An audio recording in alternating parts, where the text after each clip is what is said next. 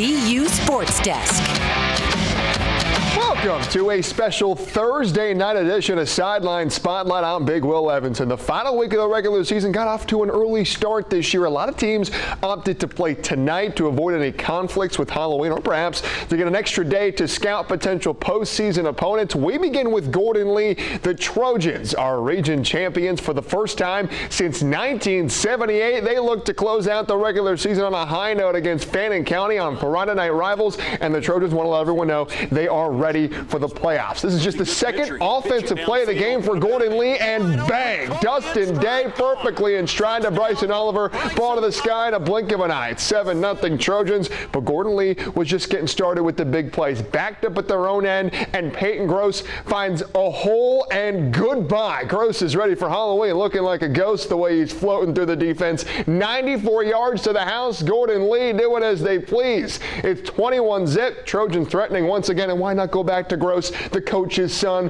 Peyton didn't have to run as far for this one. All Gordon Lee and Chickamauga, 45-7. Here's Coach Josh Gross after the game. We talked about all week how that we need this to catapult ourselves in the playoffs, and gain confidence going into it. And I think the kids did a great job of that. And more games in North Georgia tonight. Calhoun dominates Lafayette 35-9.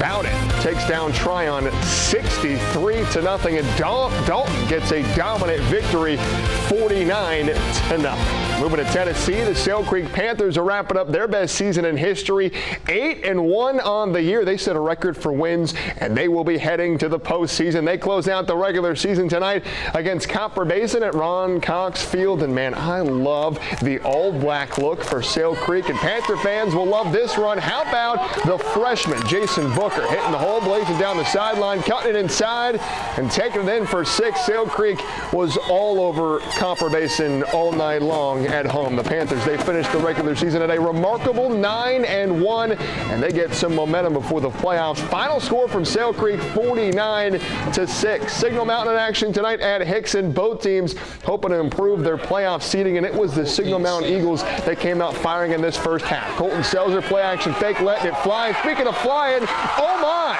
J.B. Zimmerman with a ridiculous diving catch in the money field. That's a touchdown for Signal Mountain. 2-point try, no good at 6-0. But ladies and gentlemen, J.B. Zimmerman was not done. Stepping in front for the INT boys. Zimmerman flying around like an eagle for the Eagles. And you gotta love Halloween high school football. Some great costumes from the Hickson band. I see Waldo in there. I found him. And in the second half, Hickson found their offense. The Wildcats got it going on the ground. Stepped it up on defense. They get a gritty win over Signal Mountain 19-9. More scores. Chat Prepper winners 26-6 over Brainerd. Bradley Central dominates Bearden 44-6, and Red Bank, they are region champions with a 42-7 win over Loudoun. Bledsoe County dominates Monterey 40-14. Jackson County takes down Grundy County 17-12, and Meigs County, boy, they have been off. They've had a great year.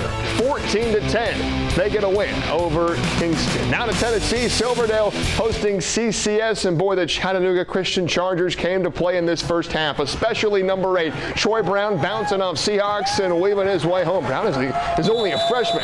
The Chargers, they strike first, 7-0, but Silverdale, as they often do, responds in mere seconds. Connor Jenny flips to Boone Perry, and Boone is breaking tackles. He won't be denied. Silverdale evens it up at 7. And I'm telling you, folks, Silverdale running back Cody Davenport is so much fun to watch. He has some ridiculous balance. I have no clue how he managed to stay up here. CCS, they gave Silverdale a fight in the first half, but the high-flying Seahawks are just too much. A 14-7 halftime lead ends in a 42-7 win for Silverdale. Let's get to some more scores.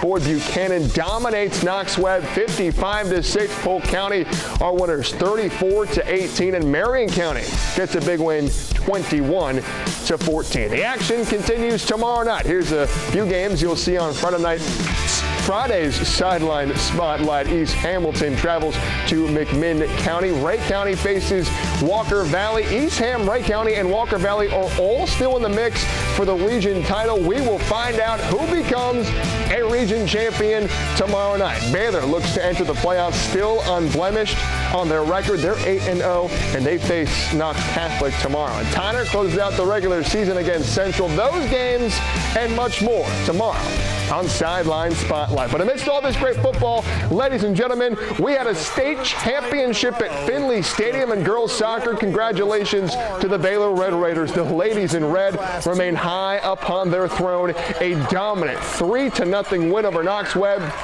as Baylor has won a third consecutive Division II AA girls soccer state championship. Boy, a huge congrats to the Red Raiders as they continue their dominance on the pitch. Don't go away. David Glenn is one final check on the forecast after the break.